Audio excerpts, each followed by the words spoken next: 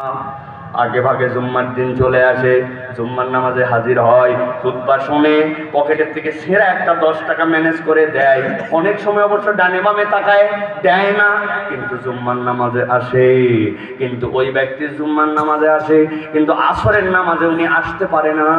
ফজরটাতেও উনি আসে নাই সপ্তাহে নামাজ পড়ে না কিন্তু जुम्मार নামাজ পড়ে আমি জিজ্ঞাসা করি जुम्मार নামাজ যে ফরজ হইছে এইটার ঘোষণা দিয়েছে কে আল্লাহ কথা বললেন না যে আল্লাহ আসরের নামাজ যে ফরজ এইটার ঘোষণা দিয়েছে কে আল্লাহ এইটার ঘোষণা দিয়েছে বাচ্চা হাজির মাঝে তার মুতামিন সাহেব উনার কথা শুনলেই কি আর না শুনলেই কি তাই তো নাকি না ওয়াক্তের নামাজ কে ফরজ দিয়েছে আপনি বলছেন ওয়ালা নুকাদ্দিবা বিআয়াতি রাব্বিনা আমরা কেউ আল্লাহর আয়াত অস্বীকার করি না এখন বুঝে থাকলে বলেন জুম্মা পড়ে ওয়াক্ত পড়ে না এরকম মুসলমান এলাকায় না একটু আগে বলছিলেন অস্বীকার করে না নামাজের ইসলাম কেমন লাগে অবশ্যই পালন করতে হবে রোজার ইসলাম ওরে বাবারে বাবা রোজা না রাখলে হয় নাকি হজের ইসলাম জীবনে একবার করার ইচ্ছা আছে যাকাত দেই তো হিসাব করি আর না করি কিছুটা দেই তাহলে ভাইরান সব ইসলাম তো আপনি পছন্দ করলেন আমরা বলতে চাই যেই বাংলাদেশে দুর্নীতি হয় যেই বাংলাদেশে রাস্তার খোয়াবালি খাওয়া হয় যেই বাংলাদেশের টাকা বিদেশে পাচার করা হয় যেই বাংলাদেশের মানুষকে বোকা বানায়া তাদেরকে অকথ্যভাবে গুলি করে হত্যা করা হয় আমরা আগামীর বাংলাদেশে চোরের বিচারটা আল্লাহর আইন দিয়ে করতে চাই আমি আগামীর বাংলাদেশে দুর্নীতির বিচারটা আল্লাহর আইন দিয়ে করতে চাই নারীদের সাথে নির্যাতন হলে তার বিচারটা আল্লাহর আইন দিয়ে করতে চাই অর্থনীতিটা আল্লাহর আইন দিয়ে চালাতে চাই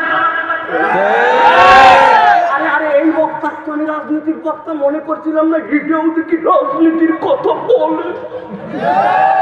আছে না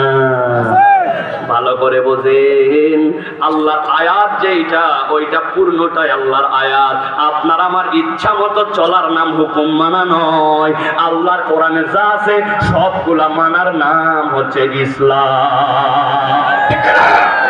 এখানে অনেকে জোরে ঠিক বলেন নাই আমি আপনাদের কাছে ছোট্ট একটা জিনিস ধরবো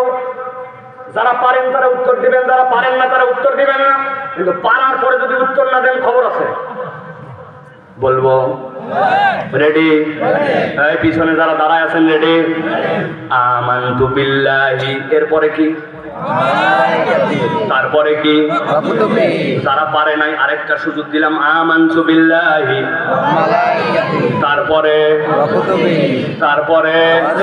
আচ্ছা এই পর্যন্তই থাক সময় যেহেতু কম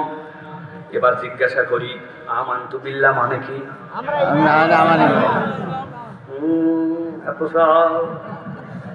আপনি আশহাদু আল্লা ইলাহা ইল্লাল্লাহর অর্থ বুঝায় আমারে আমানতু বিল্লাহর অর্থ বুঝাই দিচ্ছেন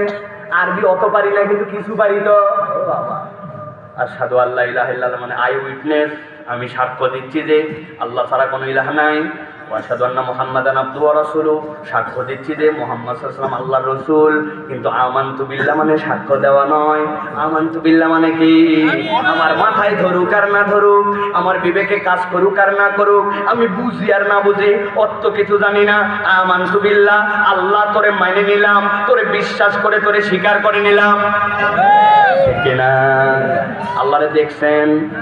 আল্লাহরে দেখি নাই আল্লাহ তারপরেও তোরে বিশ্বাস করলাম ও মালাইকাতি আল্লাহ তুমি বলছো দুই কাঁধের মধ্যে ফেরেশতা আছে আমারে প্রত্যেক দিনে 21টা ফেরেশতা প্রোটেকশন দেয় রব্বুল আলামিন তোমার জিবরিল আছে মিকাইল আছে দেখি নাই কিন্তু এই ফেরেশতার প্রতি ঈমান রাখি ঠিক না মানে নিছি ফেরেশতাকে মানে নিছি তবে এইটুকু বিশ্বাস করি লোডশেডিং যখন হয় তখন তাদের ফেরেশতা দেখতে পায় না আর বিশেষ করে পার্সোনাল রুমে যখন আমি লাইট অফ করে দেই তখন কিরামান কাতিবিন আর লিখতে পারে না ঠিক তো না বুঝতেছ না ঘুমায় গেছে আল্লাহ তাহলে ফেরেশতাও স্বীকার করে নিছি এরপরে বলছে কি ওয়া কুতুবিহি কি বলছে মানে কি আল্লাহর যত কিতাব আছে কিতাবের ভিতরে যা কিছু আছে আমার মাথায় ধরলেও মানি না ধরলেও মানি ঠিক না বুঝে ঠিক না বুঝে একজন লোক অনেক গবেষণা করছে কোরআন শরীফ অর্ধেক কোরআন পর্যন্ত তার ক্লিয়ার সুবহানাল্লাহি আসরি সুবহানাল্লাযী আসরা বিআবদিহি লাইলাম মিনাল মাসজিদিল হারাম ইলাল মাসজিদিল আকসা হুজুর এই পর্যন্ত 100 কিন্তু বাকি 15 পারা আমার গবেষণার মধ্যে আছে।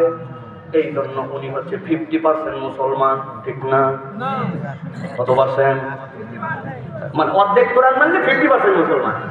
কত পার্সেন্ট? 0 কত?